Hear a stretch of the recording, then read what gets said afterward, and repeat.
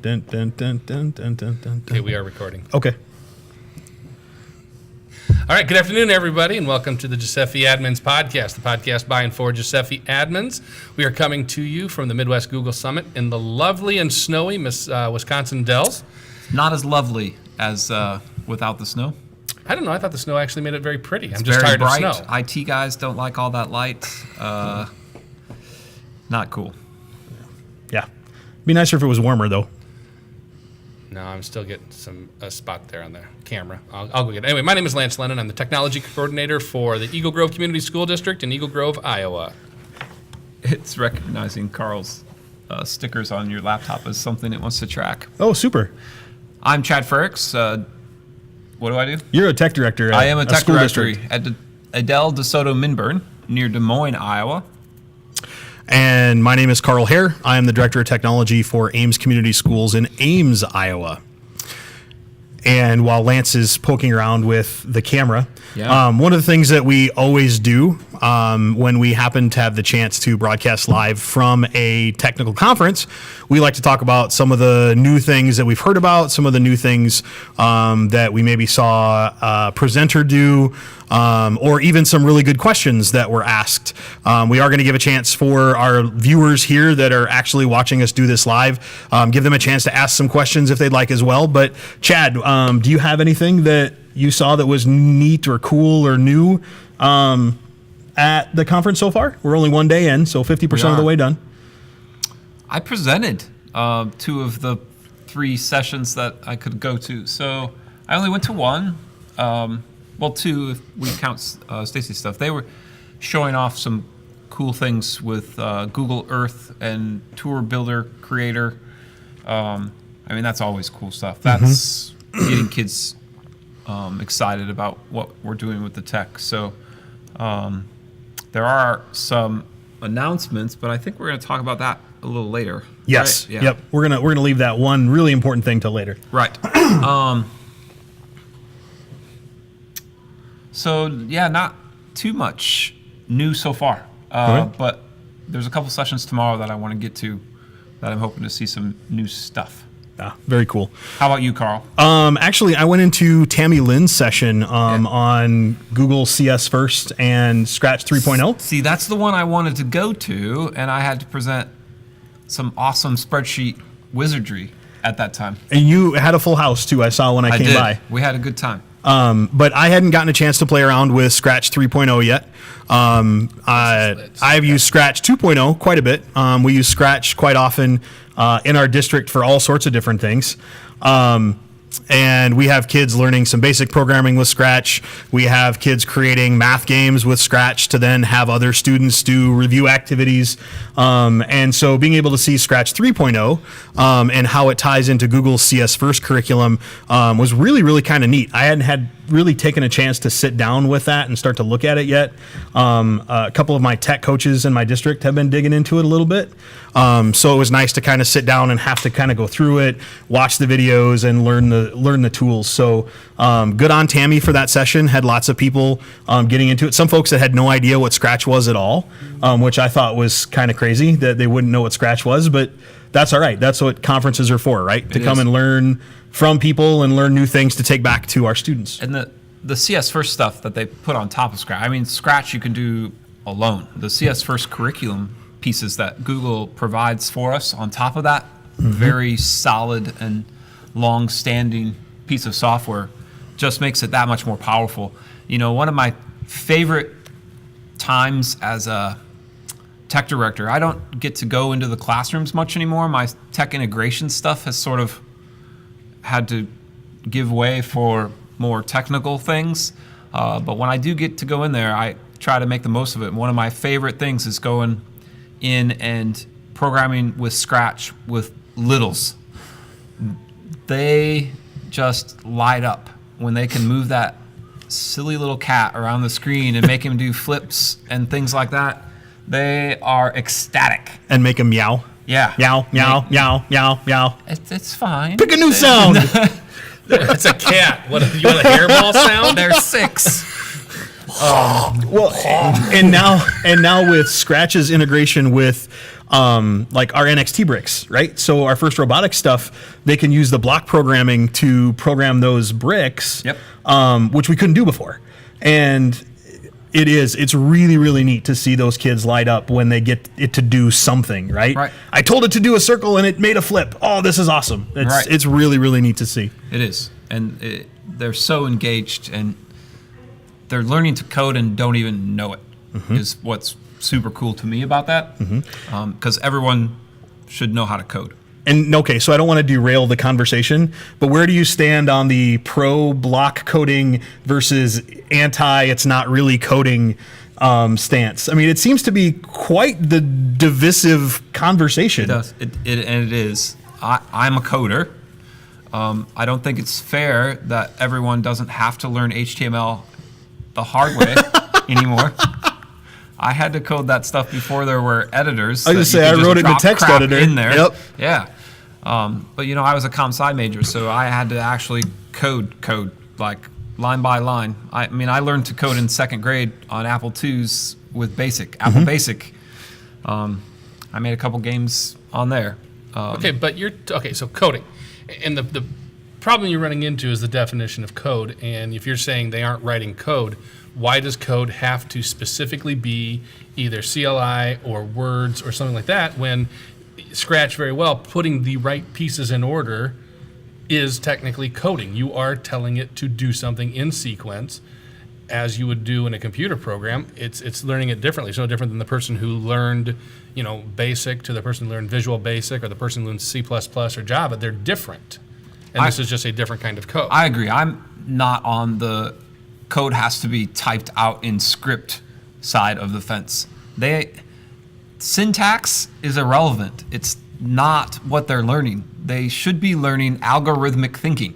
And if it's typing all of that out in syntax, or if it's dragging blocks where they need to be, the major point of what they're learning, it's regardless of how they get there. It's the algorithmic thinking. I need to do this first, this next, and then the looping structures, when you get into that, like I want to do this 8 times or until this value is true, that's all in blocks as well. Yep. So it's not the syntax. To me, block coding is just another syntax. So there's no difference.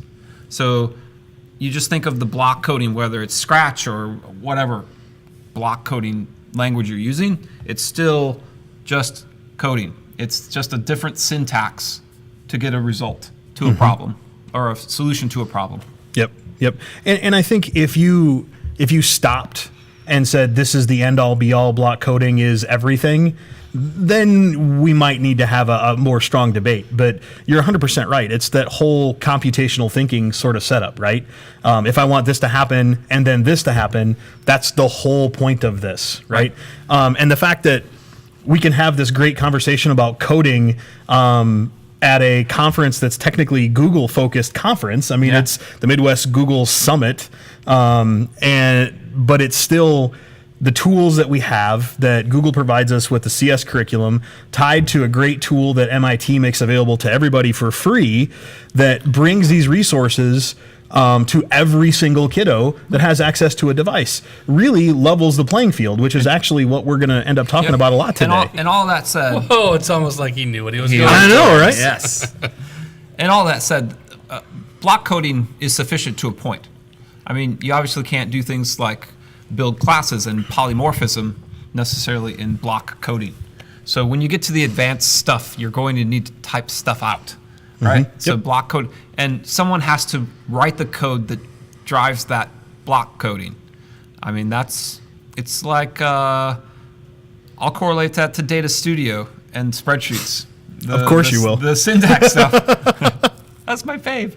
The syntax stuff would be the spreadsheets, and the block coding would be sort of the Data Studio piece, if you can make that correlation. But yes, very awesome. But you're absolutely right.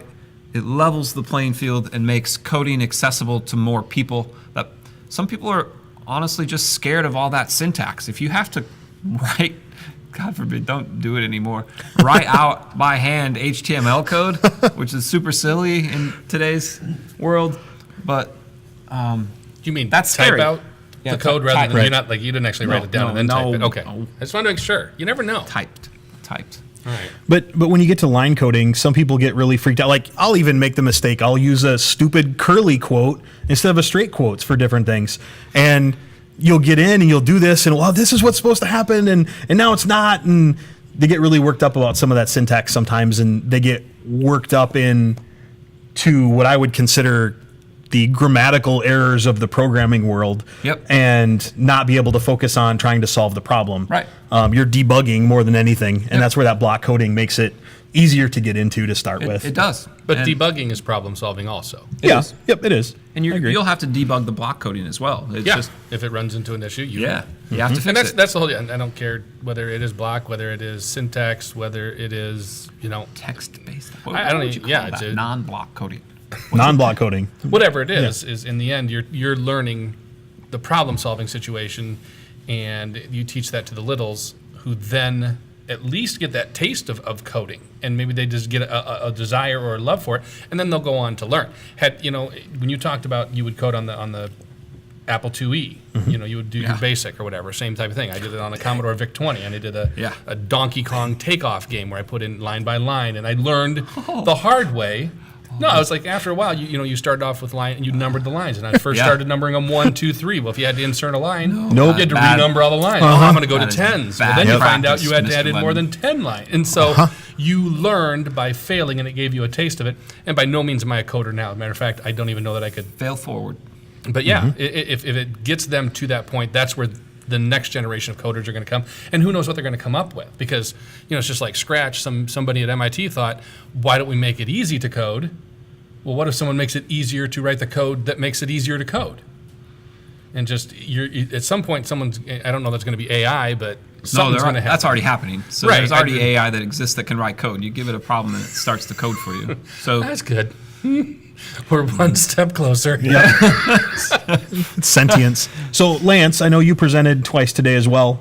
Anything new and exciting that you came across today? So today, both of my morning session was on Chromebook management. My afternoon session was with Ann from Google, who's here.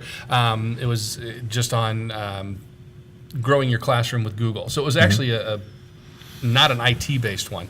I did get to sit in on Chad's this morning, the data studio. But other than that, I was really doing work prepping for this. Not like show notes prep. We didn't do that this time. But and Chad's got last show's notes up. That's why I said. it's a template.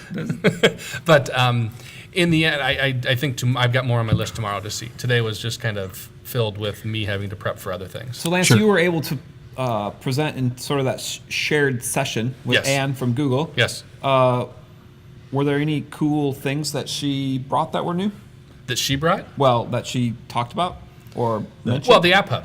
She talked about Google putting together the new App Hub. If you are unfamiliar with that, as Android is coming to Chrome and as more and more people are developing extensions and apps for education, what this is kind of a place to curate those apps. I think that's the best way I can put it. And there's two different sides to it. One is the educator side and one is the developer side. So if you are a developer, you can also contribute to the App Hub.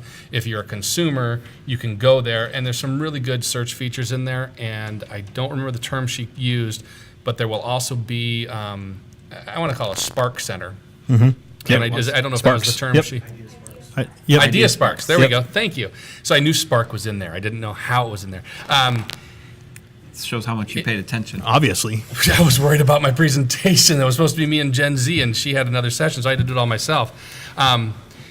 But they're not full-blown lesson plans, but they're sparks to get people an idea. Here's this particular app, and then here's how you go with it. And what's really kind of cool is I did talk about in my session, in that room, about Tpac, and I think we kind of we know what that is, but it's the integration of technology, pedagogy, and content knowledge, and how to develop that lesson that really does use technology appropriately, because it's not about the tool. It really should be about the content you're teaching, the methodology you use to teach it, and then the technology tool that assists in those two. And that's what the App Hub can give you, is you get that Spark idea or you get the curation of those apps. And it's like I said in that session, is to me, the old adage held very true, is if all you have is a hammer, everything looks like a nail. Right. Yep. And I went to one of those shared sessions as well. Which and one did you go to? The the one that Stacy and Tammy did, they talked about the new accessibility features built into Chrome and Chrome OS. They're getting really pretty cool. If you haven't dug into the accessibility stuff, you should. I have that session tomorrow. Go to Lance's session Lance's tomorrow session. and hear what he has to say. But they're really, our main focus of today's podcast is Equity. Equity, yeah. And those tools increase equity to those that might not otherwise be able to access certain things. So Google's doing a great job of getting those accessibility tools into the Chrome OS and onto the Chrome browser as well. You have to be careful a little bit with the accessibility tools. Sometimes kids turn them on and then can't get them back off. So I'm not one to be controlling over settings, but some of those might need to be divvied out based on my experience this last week after our browsers updated. And I got lots of tickets and calls. Johnny's screen is giant, and There you go, Johnny. this mouse is clicking all by itself all over the place, kind of stuff. It's the novelty. I'm going to let it play out for a little bit. Yep. See if the novelty wears off and it calms down. But if it doesn't, I might have to reconsider. No. Like I said, tomorrow I'll be doing an accessibilities session. I did the growing it in your classroom session. That puts me out of my comfort zone. If I'm talking IT stuff or I'm talking admin stuff, I'm very comfortable. It's like it's not that I'm sleepwalking through it, but truthfully, it's my audience. I know who's going to be there. The teacher ones scare the dog out of me. I mean, they really do, because I don't know. I mean, teachers, we talked about it before. IT people like to, they really do sit and get. I mean, it's like, you're up here and they're like, dance, monkey boy, dance for me. And that's what you do, is you as the IT presenter present to them and they absorb and they want to learn. Teachers want to ask you questions. And it's like, I don't know what they're going to ask me. And I don't know if I'm going to know the answer. But it does. It scares the dickens out of me. But I also like doing that because, again, I think it helps in making me a better presenter in the end. I relish the questions in my sessions because... Yeah, but the IT questions, I kind of know what I'm going to get. It's the teacher questions, I don't know what they're going to ask. Sure. Yep. Because that, and in the teacher sessions here, you vary in range from, you could have a preschool teacher all the way up to, honestly, you could have a community college professor here. Yeah. And so what they're going to ask could be as varied as anything else. But we have to make it all equitable for them. Well, we've even seen recently a recent update to the Google Docs under the tools menu. I just have a doc open here right now, and you have accessibility settings right there under the tools menu now. You don't even have to go anywhere else to go get to it, right? You don't have to go into settings into accessibility or know what the keystroke is. It's bringing that to the forefront. And one of the great reasons why we've gone down our one-to-one route that we did is we can't identify every single kiddo's deficiency might be too strong of a word. We can't know every single kid that struggles with dyslexia. We can't struggle with every single kiddo that might have some vision abilities where just simply changing the screen just a little bit or flipping it to a negative is easier for them to read. So if we provide a resource and a tool to them that allows them to customize that tool in a way that makes sense for them to work, then we take away the anxiety that they have because I can't type as quickly as the next kid, but I can sure voice dictate. We take away their nervousness about reading different texts because we can push out, you don't know if I'm reading C Spot Run or I'm reading Tolstoy. It looks the same on the cover as everybody else. And in reality, every single adult out there is going to look for tools that's going to help make their life better. That's that's really every single gadget and whiz bang thing that we have. And it's all about being more efficient and being more successful at our day-to-day lives. And so if we give kids access to those tools to start to decide which tools work best for them, they're going to be more efficient. They're not going to be worried about getting something done and in because of maybe a physical disability or a hearing issue. They're able to concentrate on what it is they want to teach. And one of the great things about a Chrome device, they have those tools all built in there. You have voice dictation, you have screen reading. One of the things that I talked about in one of my earlier sessions was the big request we got for years back when I was first in ed tech, IT, right, was we need Dragon Naturally Speaking, and I need Kurzweil, and I need all these other things. And now I can put any PDF on here and read it with whatever tool I want, or a screen reader. I can just click read it. Even to the effect of like if I'm writing a professional email, like not to one of us. Clearly, I've seen your emails to us. I'll have my emails read back to me. Or I'm reading a paper. I'm writing a one pager that's going to go to the public. Or I have the distinct privilege of being on all these different groups, and sometimes I'm asked to write up something. Having it read back to me really is beneficial. It makes it easier for me. I want to say two things on what you're speaking to here. First off, yeah. One, when you talk about the ability to have the accessibility features, is it also customizes to that student, and they get more ownership.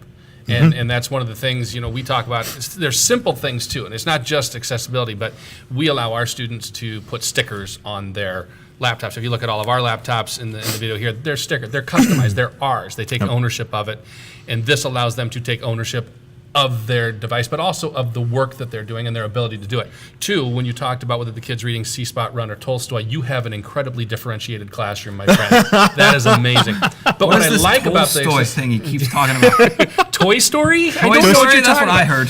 But you look at that, and one of the features I love is even if they are, and I don't care if you're a high school kid trying to read Tolstoy, the ability to even just highlight a word. Yep. And have it pronounce that word for you, because that can make all the differences. I don't know sometimes how a word can be spelt, but I've heard it said before, and then I can put it in context because I've heard it, but not how it's being written. So really there's. Are you seriously looking I'm up Googling Tolstoy? Oh man. You shouldn't have throw Dostoevsky at him then. Oh, I know that one. I didn't know. You didn't know Tolstoy? I didn't. Man, okay. I don't read books. Carl loves his Russians. We both went to public school. You're a Russian person, though. You like. I can neither confirm nor deny that I have ever been or ever have been in Moscow or parts of Russia. That's a different podcast entirely. Okay. So one of the things that we started doing at Ames, in addition to making sure our students have access to these devices, is did you guys, when you embarked on your one-to-one programs, did you have equity as a goal Yes. of your one-to-one? Yes. Okay. Chad, how about you? I'm sorry, I'm distracted by. I know pictures you're of looking Leo at Tolstoy. Yes. Was equity one of the goals of one of your one-to-one? Absolutely, that was one of the. We wanted to level the playing field. Okay. The haves and have-nots. Right. Go It's together. why we went one-to-one rather than BYO. Yep. Because BYOD, you can actually exacerbate the problem, Absolutely. right? Like, Chad has to have a Chromebook, and Lance's dad, who's the doctor, has the Alienware gaming PC that he brings to school every day. Right. But do you think, as I've kind of pondered on this, I've been part of a one-to-one district now for the better part of 13 years. Do you think just handing the device to the kid is sufficient to reach that equity goal? Short answer, no. You have to put other things in place. You can't just hand them a device and expect it to be magic. It's not Right. a magic book that does what you want it to do as far as equity. We need to think through all aspects of that. Kids are coming from different home lives, right? Mm-hmm. So we need to think about how the tech we're putting in their hands affects them there. In particular, if you're giving them a Chromebook or any device, is connectivity at home. Right. Is another one to think about. I was very impressed when you ran your one-to-one at Southeast Hamilton. is you worked with local ISPs to get internet to kids who couldn't afford it. Yep. In our district, we set up, in our school district, we have Wi-Fi available on the outside of our school, so kids can come in, and we have what's called the U. They can park in the U. Our library in town has Wi-Fi available to it. A couple vendors do. Also have available Wi-Fi for the kids. I know there's districts that'll park buses with Wi-Fi on their buses out near, apartment buildings where they know a lot of kids low-income don't have neighborhoods. Wi-Fi. No, move it around the city. Yeah, different times. Yep. So that's one of the considerations. And I know you just had policy changes in terms of just repair structure, which is another piece on it. Yep. And we, my school district is a very low SES. I shouldn't say very low. We're low for Iowa SES, and in some of our homes, our device is the only device in the home. Yep. And so it's not just used by our kids; it's used by the family, and which means it's usually in a public spot. Which means at night the kid may not be able to put it away. Which means, and if little brother and sister are using it, something could happen to said device. That is not the kid's fault. So, is it our responsibility to provide the house with a device like that? No and yes. I mean, we want to have communication with the parents. We want to have them feel responsibility and be in on the education process. So in a way it kind of is. But you did something better than us because we have a one free repair policy, and they can use that for about any repair they want. So like I've talked about today earlier with one of my sessions, if they lose a power supply or break a power supply, we have so many used power supplies right now that they're $10. No kid is going to say, yeah, I want my free repair on the $10 power supply when someday I may need a whole computer. And I shouldn't say no kid, because there are some kids, they need that $10 to be, written off for them. So we have a one free repair policy. So we actually sat down with the tech committee, and I led them through some different activities here last week, and we're going to make some proposed changes to our policy relative to our one-to-one. Our current policy it's a sliding scale. First damage is up to this amount, second damage is up to a bigger amount, third damage is up to total repair cost. And at our high school, they're MacBook Airs, so those numbers are bigger. At the middle school, those devices are Chromebooks, so those numbers are smaller. But with our big focus on equity in our district, I wanted to start to tear apart our policies and procedures to see how we might be negatively impacting the education environment because of policies we have in place. One of them that really bothers me is that if we take a device away for whatever reason, you might have a damage and you don't get a loaner device until you've set up a payment plan. And so now we've had a couple of Chromebooks at our middle school that have been out of kids' hands since October. And how is that fair? How is that equitable for a student to not have a device in a one-to-one school where all the teachers are teaching like every kid has a device, and now the student doesn't have a device anymore? So what we're actually doing is we are going to propose a no fine structure for any repairs. We will have a fine replacement for lost. You lose your Chromebook, you lose your charger, that sort of thing. And then we'll figure out a sliding scale for students that can't afford it. But we're going to make a proposal that we don't fine kids. Because that's the priority that our tech committee has, is that if this device is so imperative to the learning environment that they can't be without it, the last thing we want to do is put policies in place that it's going to take it away from them. And part of that revolution or that revelation is that we don't charge our teachers when they break something. And we've had some staff members break things multiple times. And we can't hold our students to a higher level of accountability than our adults. And I don't know about you guys, but there's no way I can get away with start fining my teachers for damaging devices. And so at that point, if I can't find an adult, how can I find a kid? And my teachers have done so much worse than my kids to their devices. Right. Percentage-wise, we have more damaged devices by adults than we have kids. Stupid. Correct. And it also gets away from... we'll use my first Chromebooks that we had in Ames, the Dell Gen 1s, and I've vented about those terrible devices a number of times, so we're not going to get on that soapbox today. Good. Never going to sponsor this podcast. But that's fine. they had some defects in there that we didn't realize were defects until after we were charging kids for those repairs. And then how do you now say, starting in January, well, we're not going to fine you for this anymore because we've determined it's a defect. So we're just going to get rid of it. And we're going to spend a year and we're going to look at it and we're going to compare costs versus when we had it this way or when we had it this other way. Because really, our fine structure was basically a punishment. It was punitive. It wasn't really paying for the repair. It wasn't really being super useful. So why not get rid of it?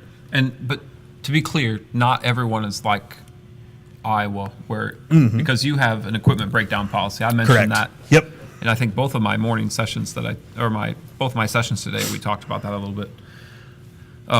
So it's basically an insurance policy that the district pays for out of a different fund of money that's easier to increase. So it's not quite the same as other states where they would have to, they might have to recoup some costs from actual repairs. So, But even then, I would say to really consider, are those costs just the cost of doing business, right? The whole thing is free public education. Yep.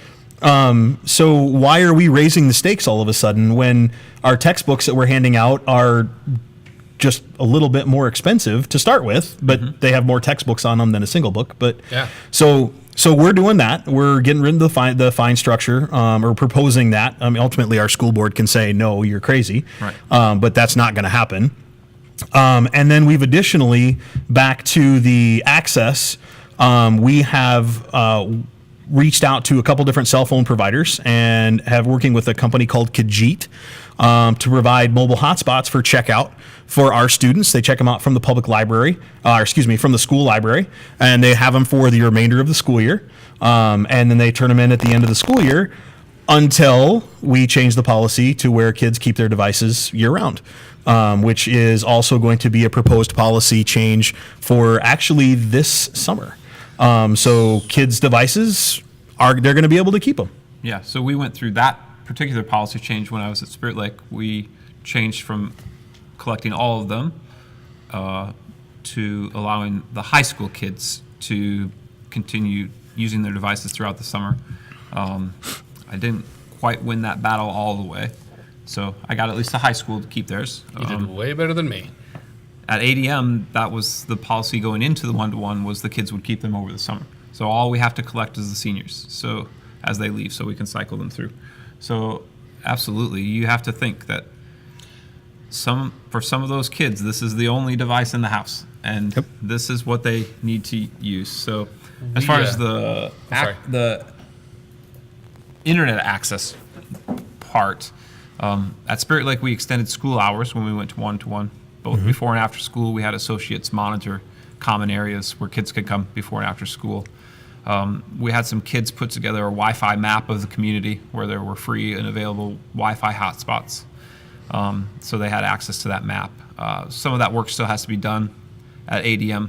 I'm relatively new still to that position. But one of the data points that sometimes comes back super interesting is when we do Bright Bites. Yep. You sort of just assume that everyone has internet at home. It's 2019. Why don't you have internet at home? Well, some kids just don't have it. And Bright Bites is a good way to shed light on some of that data. And then you can use that data. As I spoke in both my sessions, you need to use data to drive decisions. And Bright Bites gives you good data to drive the decision to work with a company that provides hotspots to your kiddos, or at least extend school hours so kids have a place to come and do their work that was assigned, but they can't do at home. And one of the things and we use the Clarity survey from Bright Bites as well. And what we found was we had a very high percentage of our kids that said they had internet access at home. And so when it started to come out that wasn't the case, I was really confused because my data was saying one thing and in reality it was different. So what we started to do is we pulled apart this is the way the question is asked is that, yes, I have access to the internet on my mobile device, but I can't connect my school district laptop to it, or it's a pay-as-you-go, and I might have very, very limited access. So when you ask the binary question, do you have internet access, yes or no, The answer to that is yes, I do. But is it accessible in such a way that I can use it for my education? That might be a different answer. Yep. I had something, You did. and I can't That's why remember I'm it now. looking at you. I know. I'm sorry. I don't remember. I should have It's let you okay. speak when you No. had it. No, you were talking. I know that there are some school districts in Iowa that are also putting hotspots on their school buses as routes become longer and longer, depending on rural areas. It's really artificially extending the school day. I know that there are some, what would you call it, classroom management considerations when it's a bunch of laptops on a bus. Bus management considerations. But there, like I said, there's a number of school districts that have made that commitment, because not only do we need to figure out a way to get kids connected, but it can't also put them out to get to that connection. So we had the Wi-Fi friendly hotspots around the community. We have them on a map. But the last thing I wanted to do is say, yeah, you can go to Starbucks to use the Wi-Fi. Hope you can pay $3 for your cafe, mocha latte, Frappa cappuccino. Frappa cappuccino, double shot, extra hot, whatever it No is. soy, half fat. Correct. And that's not fair. Or if that space isn't within walking distance. I mean, our public library in Ames is great. They have free Wi-Fi. We'll see kids, and I can't decide if I'm excited or if I'm more heartbroken.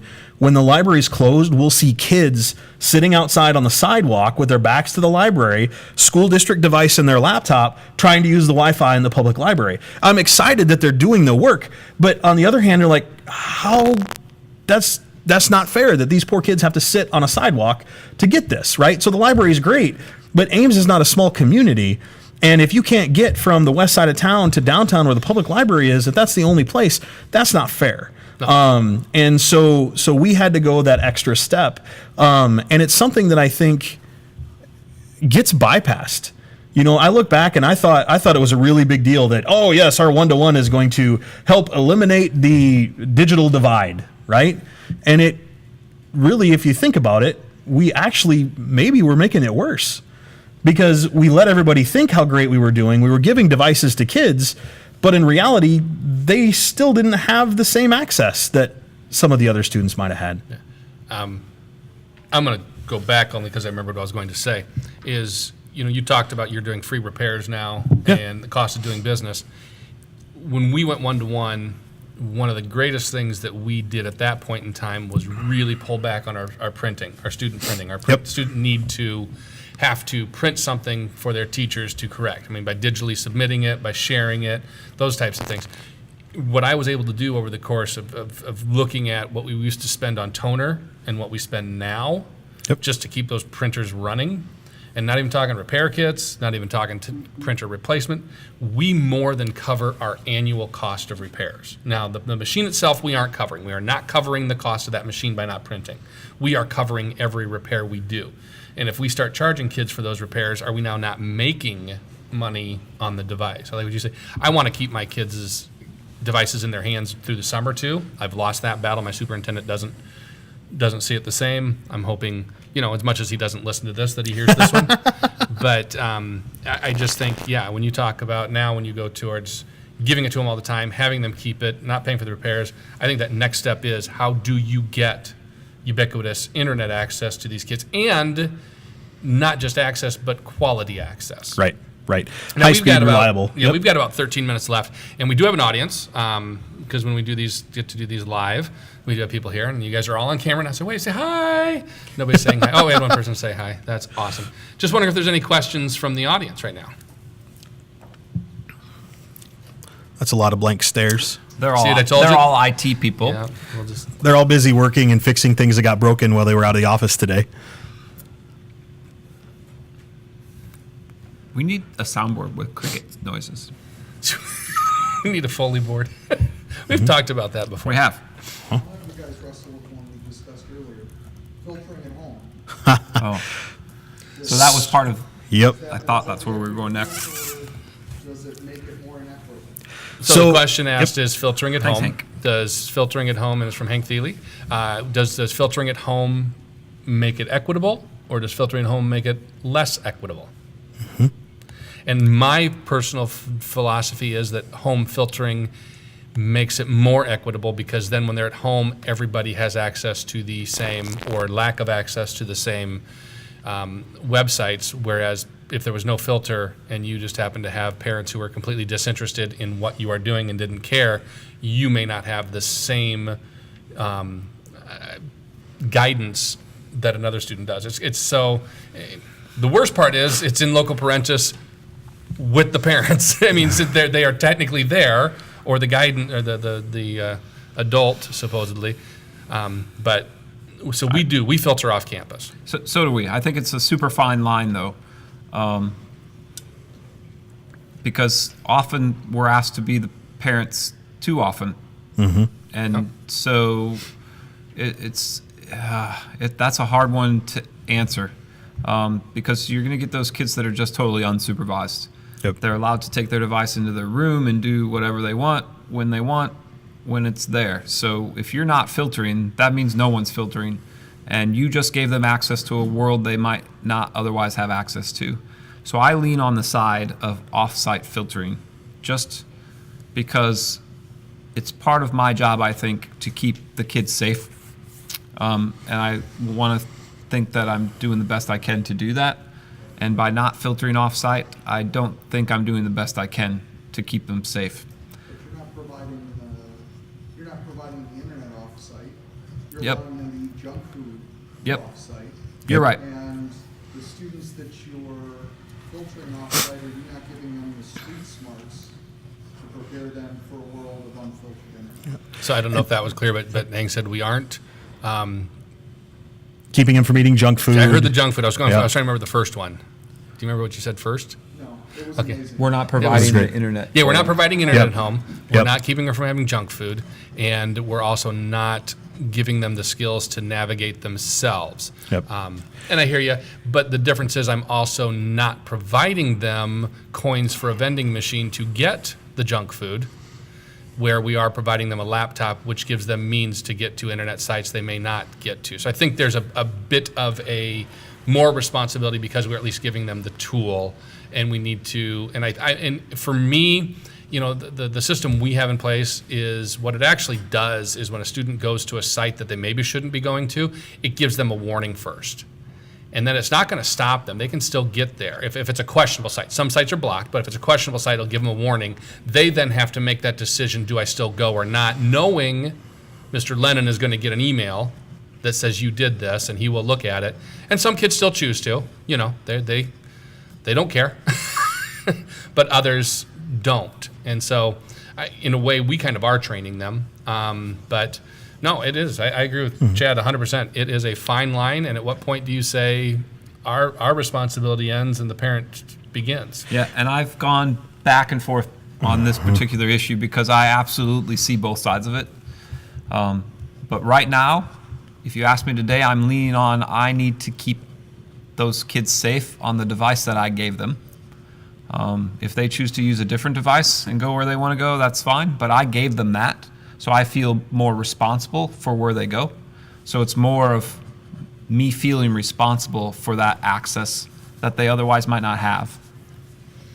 And we don't filter off campus, which is ironic, considering the policy changes we are making, because this is something that we very much struggled with as a tech committee, is because we're not filtering off campus, are we exacerbating the possibility that a student may have disengaged adults in their life to not actively participate in monitoring and paying attention to what the child does? Now, we are filtering, so like with Khajiit, those are filtered hotspots, because the way I interpret our FCC laws and E-rate, that because we're providing the internet access, it's required to be filtered to meet those requirements. And so those are filtered and those are tracked, and that's the reason why there's the difference. And where we've kind of landed on this one is, we are worried that if we tell parents that the internet is filtered on their device, that's going to give them the opportunity to further disengage or completely disengage, and then hold the district accountable for when the student finds a way around it. Because there is not a perfect filter that's completely infallible anywhere in the universe. It doesn't exist. And so what we are going to do is we are going to really kick up over the next year our parent university work and training our parents and giving them access to resources, using organizations like FOSI, and using some of the digital citizenship tools that are out there. Lance, you and I had a great opportunity about a year ago to go to Google and see some of their digital citizenship summit that they had there. That's where I first met the FOSI folks, and they have a ton of great resources. Family Online Safety Institute, I believe, is what that stands for entirely. But they have it's fosi.org, fosi.org. They have a ton of great resources on there, videos and tips and tricks to show parents how to be actively engaged in being a parent of a very, very connected child. Yep, and I love that work, and I love that you're going to do it, but I have a feeling it's going to sort of be like parent-teacher conferences. The parents that want to be actively involved are going to come and listen to those resources, but the ones that we're talking about that aren't. So it's just like parent-teacher conferences. The ones that want to come hear how great their kid is are going to come. The ones that probably should come talk about how we need to help your student don't come. And I have a feeling your parent university is going to be the same thing. So it's great work, and you have to start somewhere, and hopefully that just spreads. But I think it's going to be a heavy lift for that subset of parents that just aren't engaged in much of anything. So my argument is still, I gave that kid a device. I feel responsible for keeping them as safe as I can. I agree that there's no perfect filter, and we state that specifically in our AUP, that we make every effort to filter this device. But Can't guarantees. Can't guarantee it. No guarantees. So we're getting close to the wire here, and a couple of things. We do have to thank our sponsors. Anytime we get the opportunity to get together like this and record or broadcast live, we have some sponsors who have provided us the ability to do so. Number one is Telestream. They gave us access, a free copy of Wirecast. Wirecast is a great tool to do video and audio recording, whether you're streaming it or recording it to disk. And it's so simple that even I can use it. And that's sometimes. Sometimes. He's gotten very good at it. Wirecast I've got down. It's the dang camera I have that we end up with some issues with. And then secondly, GoGuardian did buy the mobile podcasting kit, so the microphones, the soundboard, that was there. And then Simple Ed Tech bought us our audience camera, not the other camera. The other camera was an old one that I happened to have. So we got to find a new podcast camera. That one does fine. Except for the squares, and it's annoying, and I understand that. And also, so Ann brought us something to give away. Chad? Yes, we already talked about that. Some of you came in late. It is a very fine water bottle with a Google Logo. Jeez, why wouldn't logo pop in my head? I don't know. Logo on it. So there's only actually 1, 2, 3, 4, 5, 6, 7 eligible people in the room. So Hank, you're saying they're not eligible? I couldn't win the last time. He says no, and neither can Ambo. Okay, all right. And Ann gave it to us, so I'm pretty sure she. I didn't have Anna. So 7 eligible people together. So what's going to happen is we're going to start. I started left to right because that's what normal people do. All right, so we go 1, 2, up or down? 1. In the back here, 1, 2. 3, 4, 5, 6, 7. We're going to randomly generate a number 1 through 7, and that's how we're going to pick. Okay. Does everybody know your number? Even though he has no, I don't know what he did either. Randomly. So 1, 2, 3, 4, 5, 6, 7. So down 4, this way, 5, up that way. 6, 7. I know what I did. So This is very Doesn't matter powerful. what you did. This is very powerful for the listeners Yes. that listen to this later. We'll cut this off. All right. Even So here we though go. we don't, a computer randomly generated number is not truly random. We're going to use it. Doesn't anyway. matter. It's as random as we need it to be. And the number is Dose. That's you. Congratulations. You are We the have a winner. winner. So the H2Go. Very nice water bottle. So thank you, Google. Thank you, GoGuardian. Thank you, Telestream. Thank you, Simple Ed Tech. Thank you all for being here. Even though you didn't ask any questions. Thank you. Maybe we answered their questions. Maybe we did. We're just that complete. There you go. And it's also end of day 1, and most people's brains are full. Correct. So we have Awesome. day 2 tomorrow. Thank you very much. And so until next time, stay safe out there.